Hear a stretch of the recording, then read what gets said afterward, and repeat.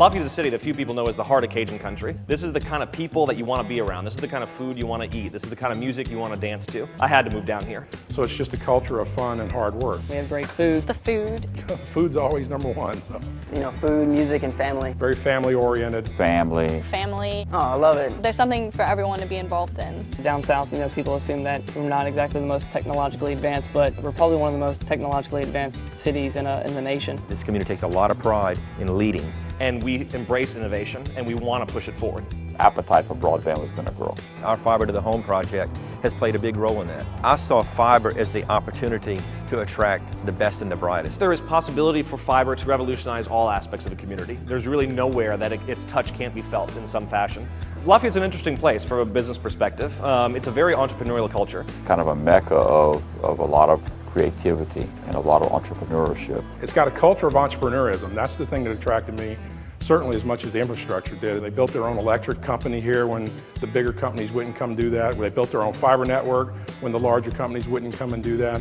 So I mean, what you get here is a wildcatter kind of a perspective on, okay, if they won't do it for us, we'll do it for ourselves. I want my kids to stay home.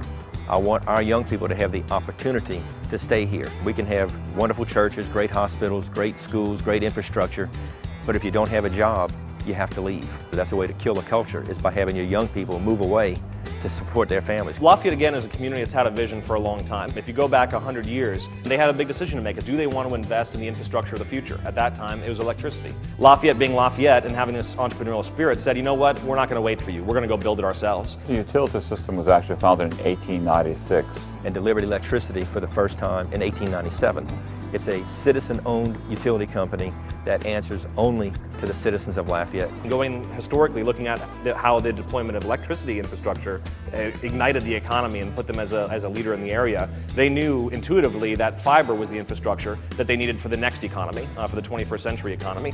One of our major bumps, of course, was when the railroad came into town, but the next major bump was when LUS came into existence, the goose that laid the golden egg for Lafayette. But I heard a lot of people say we could do so much more with fiber. We went to a Fiber to the Home conference in New Orleans. They went to a Fiber to the Home Council meeting And heard about Dalton, Georgia and Bristol, Virginia, and said there is a financial model that can work here. So I got elected in the fall of 2003. Well, the next election was Joy Durrell. I went to visit Terry Huval, who is our utilities director. He pulls out this binder and he shows television, telephone, and internet on fiber. Having major broadband was going to be the differentiating factor that could set Lafayette apart. And as we talked about it more and more, about 30 minutes later, And he says, well, I don't know if we should do this or not, but, I said, shame on us if we don't at least look into this. and until we hit a brick wall, we just keep going forward. And it never proved itself bad. The internet service that we're offering is just completely unmatched. We have 100 megabits per second of capacity on the wall of every house.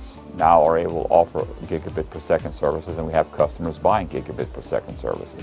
We're growing every day. 70% of the citizens wanted us to provide this kind of service. 80% of the businesses wanted us to provide this service. And I've always seen this as a huge free enterprise initiative. We ultimately built a system that today is a profitable system.